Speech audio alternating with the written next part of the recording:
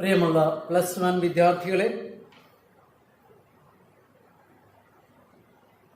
ഇംഗ്ലീഷിൽ നമ്മൾ കഴിഞ്ഞ ക്ലാസ്സിൽ പഠിച്ചത് ക്വെഞ്ച് for a theory of everything.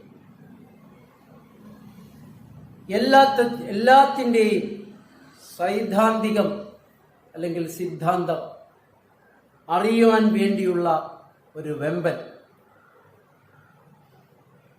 നമ്മൾ പഠിച്ചു. സ്റ്റീഫൻ ഹോക്കിങ്ങിനെ കുറിച്ച് കിറ്റി ഗെയിൽ ഫെർഗസൺ എഴുതിയ ഒരു ലേഖനമാണ്.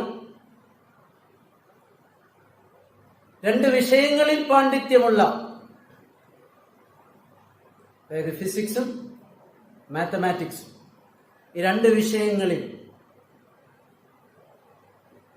ഏറ്റവും മികവാർന്ന അറിവ് നേടിയിട്ടുള്ള ഒരു മഹത് വ്യക്തിയാണ് സ്റ്റീഫൻ ഹോക്കിംഗ്. അദ്ദേഹം ഒരു ലെക്ചർ ഹാളിൽ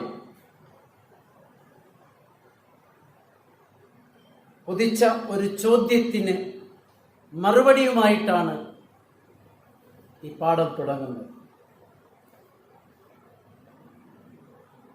ഒരു ഇനോഗുറൽ ലെക്ചർ.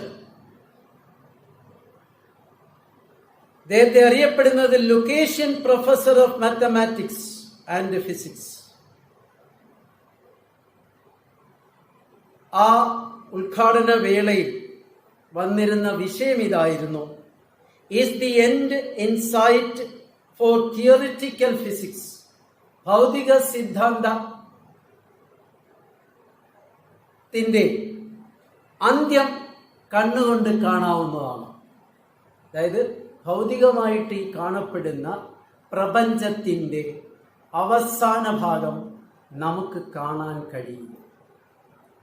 എല്ലാവരും പറഞ്ഞു, എവിടെ കാണാനാ? മണ്ണിനടിക്കോട്ട് പോയാൽ, ആകാശത്തോട്ട് പോയാൽ, കിഴക്കോട്ട് പോയാൽ, പടിഞ്ഞാറോട്ട് പോയാൽ, മറ്റൊന്നും കാണാൻ പോകുന്നില്ല. ഇതായിരുന്നു അന്ന് വരെ ശാസ്ത്ര ലോകത്തിന്റെ നിഗമനം. എന്നാൽ സ്റ്റീഫൻ ഹോക്കിംഗ് അമ്പരപ്പിച്ചുകൊണ്ട്, അവിടെ ഉണ്ടായിരുന്നത് യൂണിവേഴ്സിറ്റിയിലെ പ്രബുദ്ധരായ, പ്രഗത്ഭരായ മഹത് വ്യക്തികൾ അടങ്ങിയ ഒരു സദസ്സിലാണ് അമ്പരപ്പിക്കുന്ന മറുപടി സ്റ്റീഫൻ ഹോക്കിംഗ് കൊടുക്കുന്നത്. പക്ഷേ ഈ മറുപടിയൊക്കെ നടക്കുന്ന സമയത്ത് ഇദ്ദേഹം അനാരോഗ്യവാനായിരുന്നു.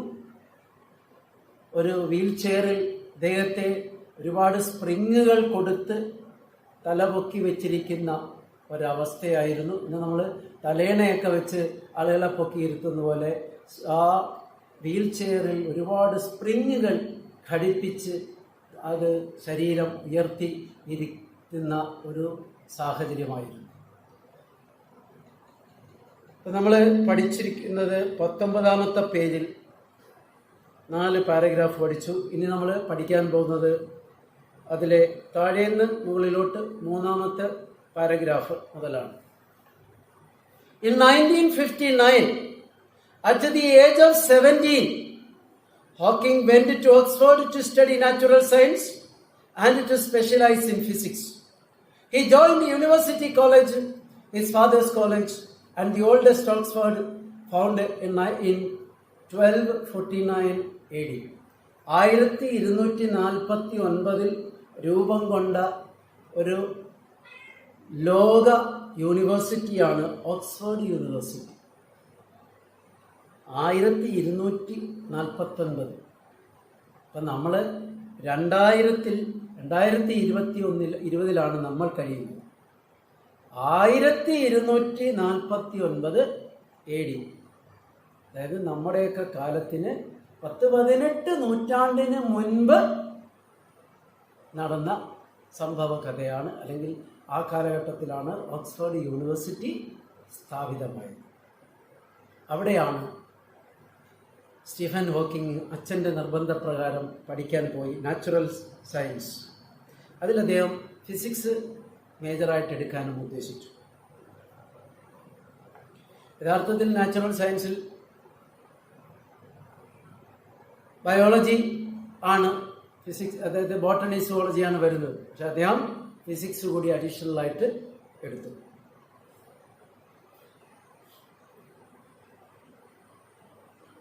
Nevertheless, for about a year and a half, Hawking was lonely and bored.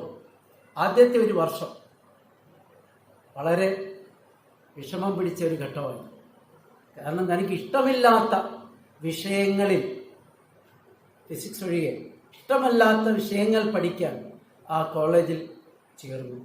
Oxford കോളേജിൽ, തൻ്റെ അച്ഛൻ ജോലി ചെയ്യുന്ന കോളേജിൽ പഠിക്കാൻ തീരുമാനിച്ചു.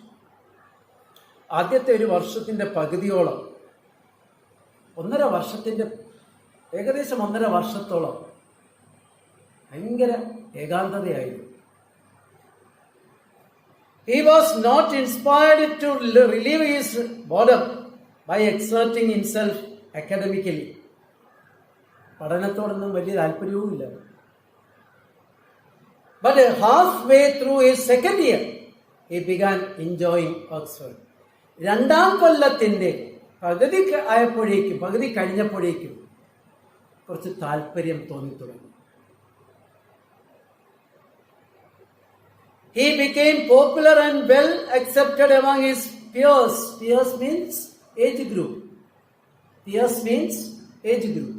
സമപ്രായക്കാർ. കൂട്ടുകാരെല്ലാം സ്റ്റീഫൻ ഹോക്കിങ്ങിനെ വളരെയേറെ ഇഷ്ടപ്പെടാൻ തുടങ്ങി. They remember him as lively, buoyant and adaptable.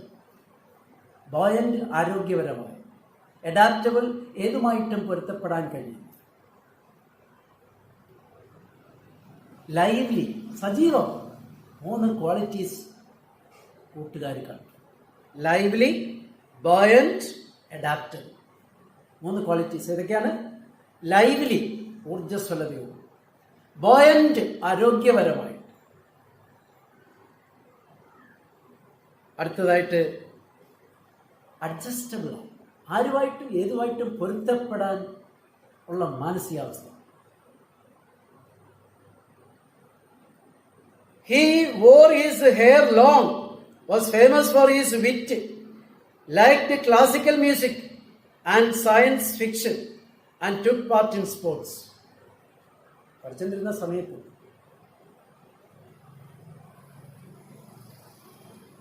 മുടി നീട്ടി വളർത്തി. ഇപ്പം മുടിയൊക്കെ വളർത്തുമ്പോൾ മുടി വളർത്തുന്നത് വികൃതമായ രീതിയിലാണ്, അതുകൊണ്ട് ആർക്കും ഇഷ്ടപ്പെടുത്തി. കാക്കക്കൂടും കോഴിക്കൂടും താറാവും കൂടും പട്ടിക്കൂടും എല്ലാം നമ്മുടെ തലയിൽ ഇപ്പം കാണും. പിന്നെ ഒരുപാട് റോഡും കാണും നമ്മുടെ തലയിൽ. അതല്ല, മുടി നീട്ടി വളർത്തുക. നമ്മൾ APJ അബ്ദുൽ കലാമിനെയൊക്കെ കണ്ടിട്ടുള്ളത്. പിന്നെ ഭയങ്കര വിറ്റായി. നമ്മൾ പിഷാരടിയൊക്കെ കണ്ടിട്ടില്ലേ? വാ തുറന്ന നമ്മളെ ചിരിപ്പിക്കും, പുള്ളി ചിരിക്കത്തില്ല. അതുപോലുള്ള ഹാസ്യ കഥാപാത്രമായിരുന്നു സ്റ്റീഫൻ ഹോക്കിംഗ്. ക്ലാസിക്കൽ മ്യൂസിക് ഇഷ്ടമായിരുന്നു, സയൻസ് ഫിക്ഷനൊക്കെ വലിയ ഇഷ്ടമായിരുന്നു, സാങ്കല്പിക ശാസ്ത്രം, സ്പോർട്സിലുമൊക്കെ പങ്കാളിത്തം ഉണ്ടായിരുന്നു. However, at the end of the 3rd year, Hawking almost floundered. ഒരു കോളേജിൽ പഠിച്ച് 1.5 വർഷവും ലോൺലിനെസ് ആയിരുന്നു. 1.5 വർഷം കഴിഞ്ഞപ്പോൾ ഇച്ചിരി കൂട്ടുകാരും കാര്യങ്ങളും ഒക്കെ വന്നു. 3ാം കൊല്ലമാകെ തകിടം മറിഞ്ഞു. തകിടം മറിഞ്ഞു. He selected theoretical physics as his speciality. അപ്പോൾ 3ാമത്തെ വർഷം സ്പെഷ്യലായിട്ടുള്ള വിഷയങ്ങൾ എടുക്കും. അതിന് അദ്ദേഹം എടുത്തത് തിയോറിറ്റിക്കൽ ഫിസിക്സ് ആണ്. ഭൗതിക ശാസ്ത്ര സിദ്ധാന്തം. ഭൗതിക ശാസ്ത്രവും ശാസ്ത്ര സിദ്ധാന്തവും രണ്ടും രണ്ടാണ്. ഭൗതിക ശാസ്ത്രം ഈ കാണുന്നതൊക്കെയാണ്. അതിൻ്റെ സിദ്ധാന്തം ഞാൻ തുടക്കത്തിലേ ചോദിച്ചു, കോഴിയാണോ ആദ്യം വന്നത് മുട്ടയാണോ എന്ന്. ഇപ്പം നമ്മൾ പറയും ഏത് വന്നാലും കുഴപ്പമില്ല, മുട്ട എടുക്കാൻ പോകും അല്ലെങ്കിൽ കോഴി എടുക്കാൻ പോകും. രണ്ടും നമ്മൾ വിഭവസമൃദ്ധമായിട്ട് കഴിയും.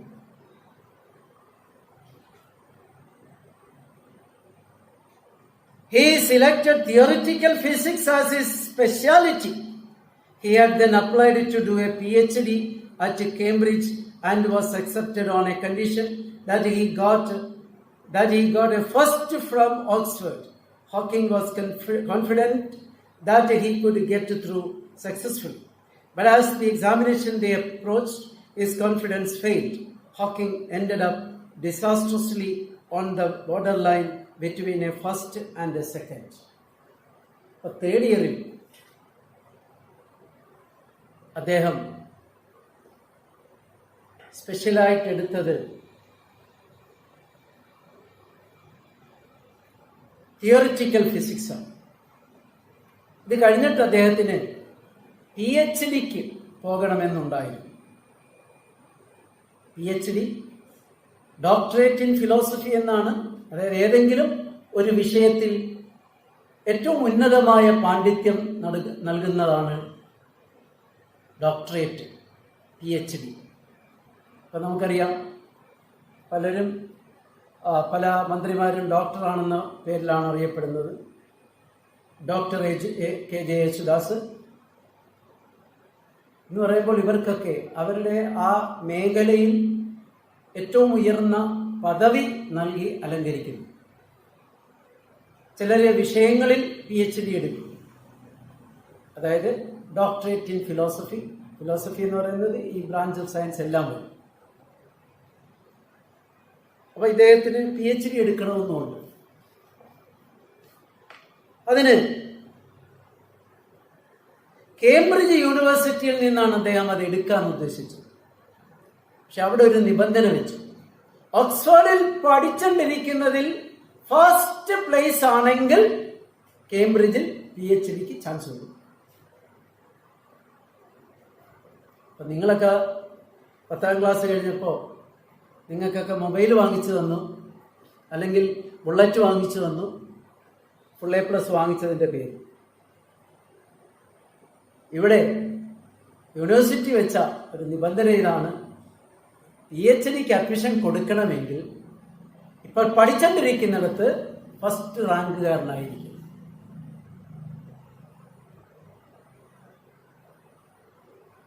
പക്ഷേ അതിന് വലിയ പ്രയാസമൊന്നുമില്ല, ആള് മിടുക്കനായിരുന്നു.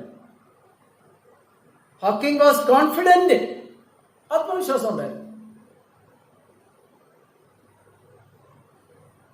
But as the examination day approached, his confidence failed. പരീക്ഷയ്ക്ക് സമയമായപ്പോൾ തൻ്റെ ആത്മവിശ്വാസം കെട്ടുപോയി. Hawking ended up disastrously on the borderline between a first and a second. ഫസ്റ്റിനും സെക്കൻഡിനും ഇടയ്ക്കായി. ഫസ്റ്റ് ആണോ അല്ല, സെക്കൻഡ് ആണോ അല്ല.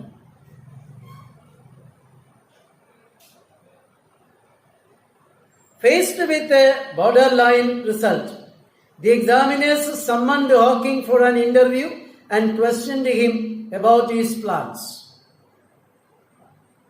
ഇപ്പോൾ ബോർഡർ ലൈനിൽ റിസൾട്ട് വന്നപ്പോൾ കേംബ്രിഡ്ജ് യൂണിവേഴ്സിറ്റിയിൽ നിന്ന് തന്നെ ഇദ്ദേഹത്തെ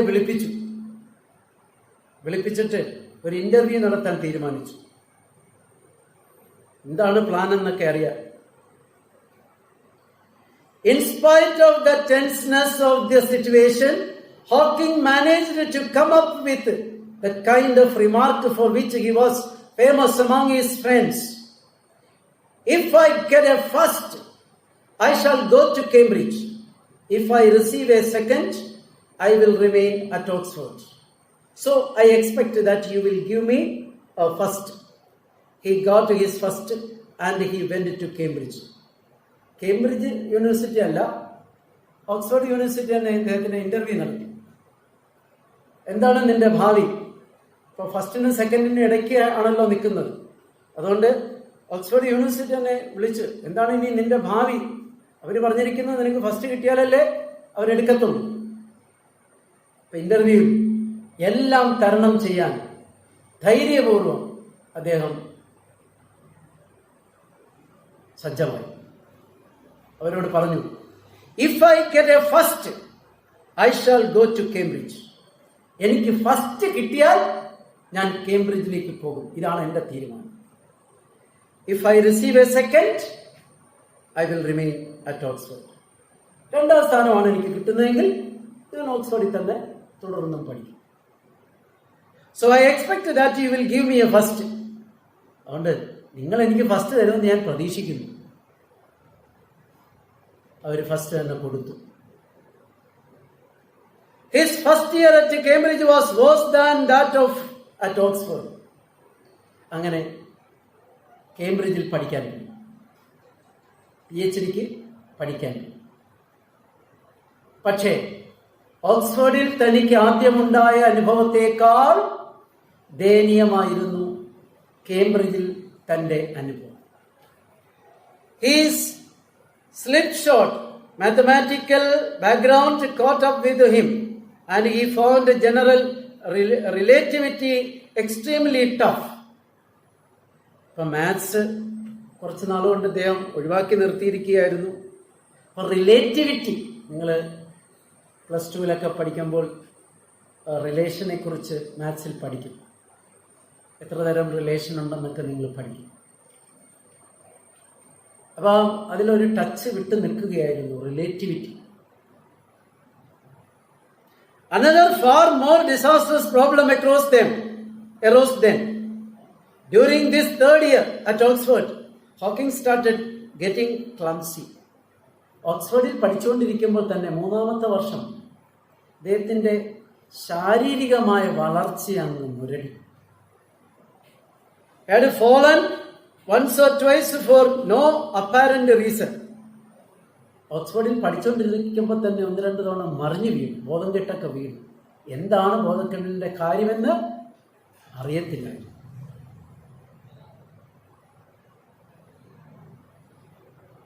The following autumn at Cambridge, he had trouble tying his shoes and sometimes he had difficulty talking. കേംബ്രിഡ്ജിൽ പഠിച്ചുകൊണ്ടിരിക്കുന്ന കാലത്ത്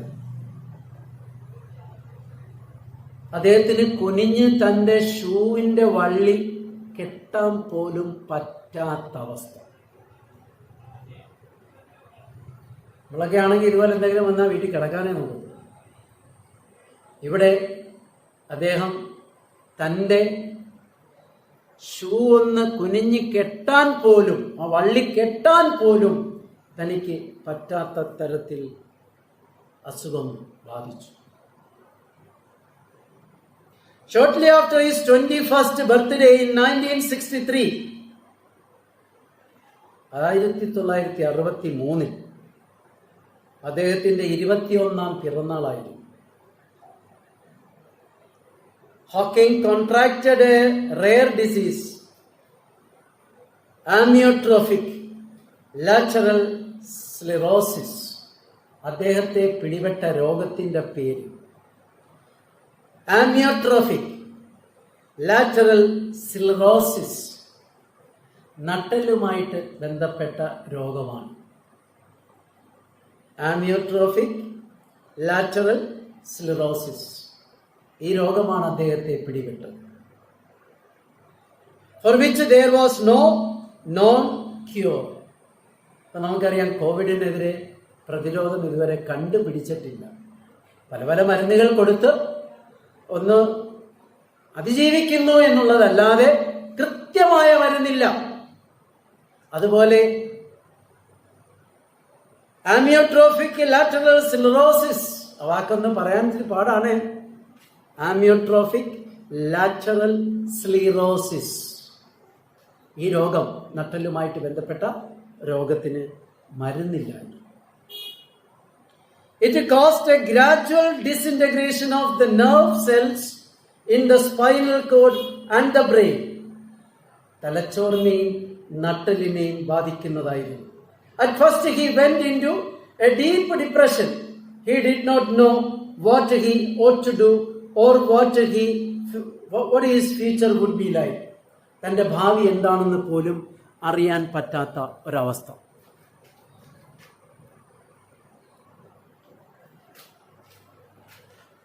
ഇത്രയും നിങ്ങൾ ഒന്ന് വായിച്ച് പഠിച്ചു വെക്കുക. ഓഗസ്റ്റ് മുതൽ പുതിയ സംവിധാനത്തിലായിരിക്കും ക്ലാസ്സുകൾ തരുന്നത്. ഫസ്റ്റ് ഇയേഴ്സ് കുറച്ചുപേരെ ജോയിൻ ചെയ്തിട്ടുള്ളൂ. എങ്കിലും ജോയിൻ ചെയ്തവരെല്ലാവരും ഫീസ് തന്ന് സഹകരിക്കണമെന്ന് അഭ്യർത്ഥിക്കുന്നു.